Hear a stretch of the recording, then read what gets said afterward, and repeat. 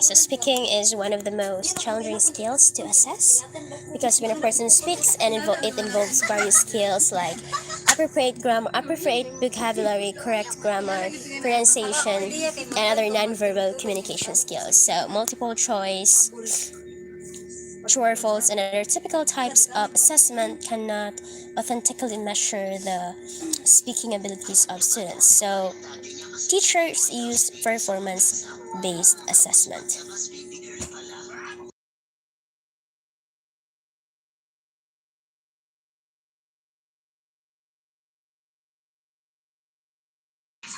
When assessing speaking, you need to pay attention to these things: fluency, pronunciation, accuracy, vocabulary, and interaction. These things were already discussed by Sir Harold last meeting, so let us proceed to the next slide. Types of speaking assessment tests. Okay, we have here four picks, one person. So, who do you think is our proponent for today's topic? I will give you 10 seconds to guess. Yes, yes, yes. Okay, that's correct. H. Douglas Brown. So he is a professor and he provides five types of speaking tasks that teachers can use when assessing the speaking abilities of their students.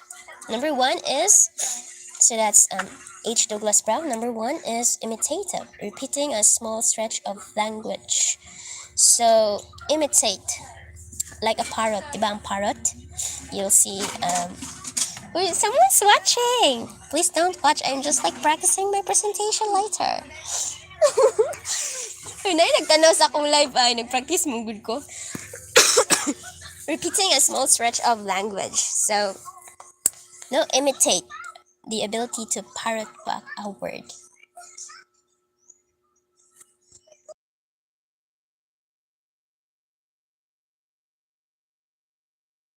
Parrot, the learners will repeat what the teacher said. Please repeat after me. Comfortable. Feel. Fell. Traffic. Traffic is a huge problem in Southern California. So teacher used this type of speaking task when he is only interested in the pronunciation skill of the learner. So in speaking, the utmost consideration is whether the pronunciation of the learner makes the communication easy or difficult. So how do you pronounce this word? Silhouette. So if the learner pronounced this word as sweet, so it definitely makes the communication difficult. So that's the time when you need to correct the pronunciation of the learner because it now hinders the ability of someone understand understand the learner. So of course, as language teachers, we want our students to be understood when they are speaking or when they are conversing using the English language. Number two is intensive production of short stretches of oral language. So the responses, so learners here have a very limited response. Example of intensive task, we have reading aloud, so we all know what is reading aloud, right? So this will test the fluency of the learner. And next is direct response task. So this will test the ability of the learner to produce grammatical sentences. Example, the teacher will say, "Tell me you like rock music," and the student will reply, "I like rock music, rock and roll."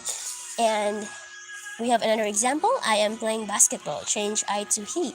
And the student will reply, "He is playing basketball," change he to they are playing basketball. So that's direct response task. We also have sentence dialogue completion. So this will test the ability of the learner to produce the right chunks of language. So we have here an example conversation between Yoshina and Kiza. So as you can see these blanks, so this should be the responses of the test taker or the learner. So he should be able to produce the right chunks of language. We have 9 viewers now. Hi, Melissa Harvey. Yeah. Dudong Ranario. My name in real life is Leo. What is your name? Hi. And next is responsive. Speaking task that involves responses to spoken prompts.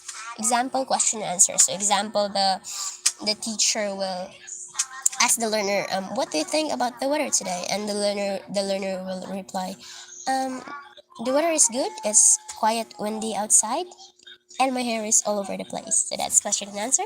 Giving instructions and directions. Example, the teacher will ask for the direction to the library, and the student will reply, the library is located behind the administration building. Just walk straight till you reach the administration building, and then go around to the back, and then you'll see the library. So that's giving instructions and directions.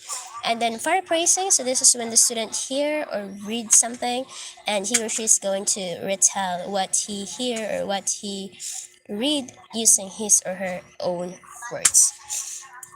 Then we have interactive. So the difference between responsive and interactive is that in responsive, the interaction is shorter compared to interactive.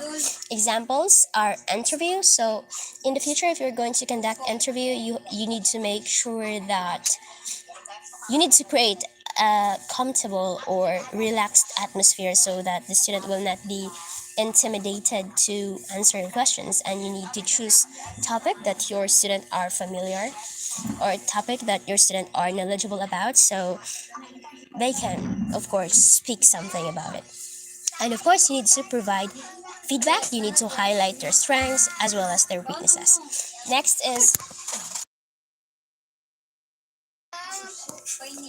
is drama-like task. So O'Malley divided these into subtypes. Divided drama-like task into subtypes. You have improvisations, roleplay, and simulation. Improvisations, this is like on the spot. So the teacher will give a speaking task, and the learners will immediately present it. So this will triggers their creativity. And then role play, of course, we all know what's role play. So students will be assigned roles, and they will be given some time to prepare for their dialogues. Next is simulation or debate. So of course this requires an ample amount of time for the students to prepare for their argument, and to search something online to support their claims. We also have discussions and conversations. So these tasks will enable the learner to be engaged in discussion and in conversation, and to exchange thoughts, ideas about certain topic. And games can also be used in assessing speaking, especially those games that can elicit spoken language. And the last type is extensive. We have extensive or monologue. So this is when the learner speaks in a relatively longer period of time. Example, speech like oral presentation. Remember when you delivered a speech? So that's an example of an extensive task. We also have picture cued storytelling. So in picture cued storytelling, the the learner will be given a picture like this picture, and a series of pictures like this picture, and they're going to tell a story about this picture. And then we have retelling a story or new event. So in retelling a story or new event, they the focus here is to test the skills of the learner to interact with their audience, and of course to make sure that they are able to retell the story in a correct sequence of events, because basin maguna ang climax kaysa exposition, so it should not be. So in assessing speaking, we need guide or tool. That's why we have rubrics. These are the two most common types of rubric: holistic and analytical. So holistic rubric, this gives a single score based on the overall quality of the student's performance. So it's very general, while analytical rubric, it breaks down the performance of the learners into categories. So the scoring is more specific. So every category like fluency, vocabulary, etc. has a corresponding score. What is that? This is my presentation later. I'm like practicing. So This is an example of a holistic rubric. As you can see, the scoring is very specific. The score ranges from 1 to 5, and 5 as the highest possible score that the learner can get. And this is an example of an analytic rubric. As you can see, it's very specific. You have pronunciation, grammar, vocabulary, fluency, comprehensibility. So there's a separate score for every component. So the advantage of using holistic rubric is that in holistic rubric, it is quick and easy. So it's very easy to use, time efficient. However, analytical rubric, the advantage is that it enables the learner will truly know, or they will know what their strengths are, what their weaknesses are, and the things that they need to work on, and the things that they are doing well. So that's analytical and holistic rubric. And O'Malley suggests steps in developing a rubric. We have 4. Set criteria of test success. So you need to set criteria. And next is to set dimensions of language to be assessed. So what dimensions of language you want to assess? It could be vocabulary, fluency, or some other thing. And next is you have to give appropriate weight to each. High focus RBX office work, high cubby drew,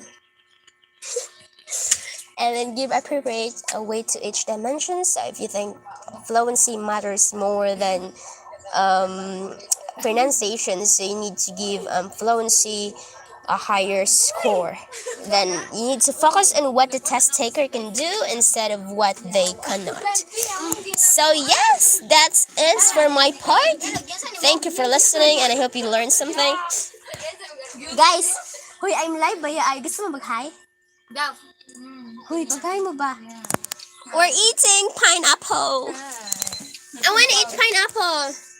Give me pineapple.